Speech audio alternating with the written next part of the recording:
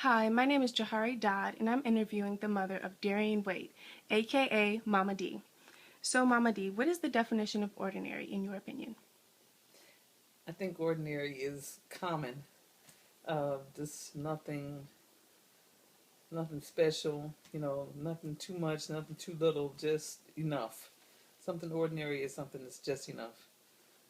Okay. Do you see yourself as ordinary? I don't. And why is that? Well, first of all, I'm not ordinary because I'm created by God.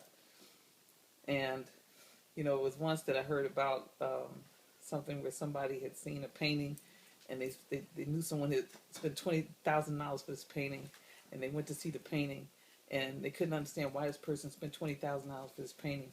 And when they looked at it, it looked like a bunch of scribble, and they said it was Picasso, and that's what made it valuable. Well, at the same token, God created us, and because He did, that's what makes me more than ordinary.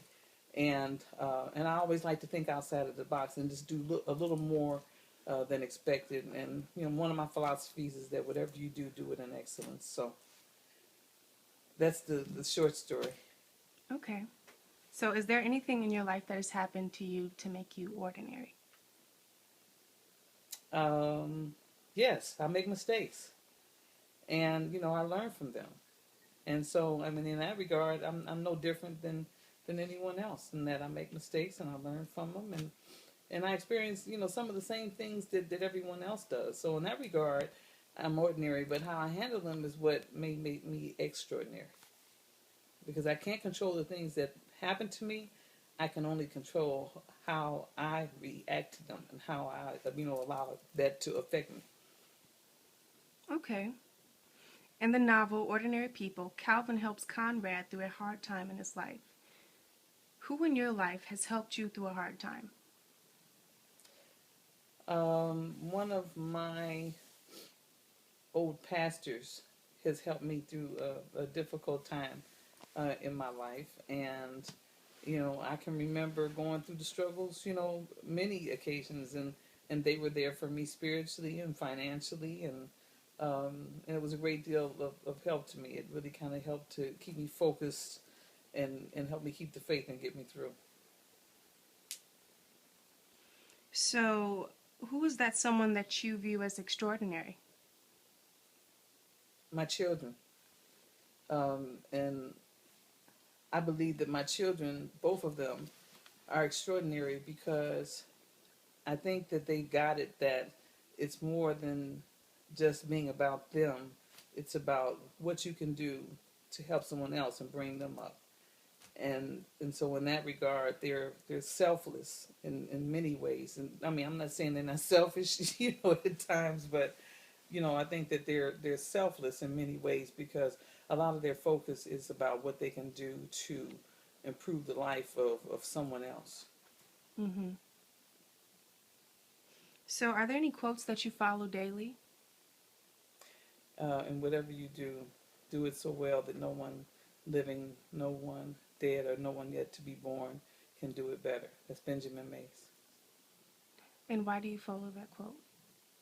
Because I believe that in whatever we do, we should do it in excellence. That's just one of my philosophies. Do these quotes make you feel as though you are able to get through any battle? Well, that particular quote, it helps to keep me focused, to make sure that that I stay focused to do what I do in excellence.